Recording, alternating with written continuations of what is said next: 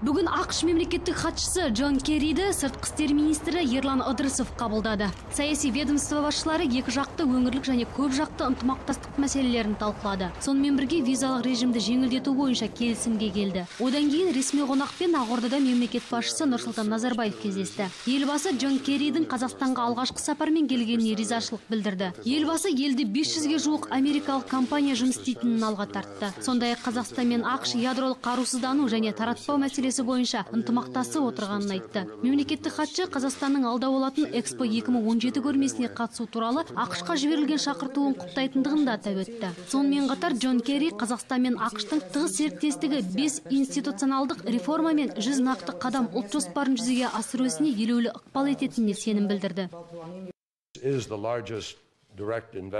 ақш расында да Қазақстандағы әрі инвесторлардың бірі. Бүгін мен Америка Сауда палатасының Қазақстандағы өкілдерімен кездестім. Олар өздерінің сіздің елде қол жеткізген табысына қанағаттанатынын білдірді.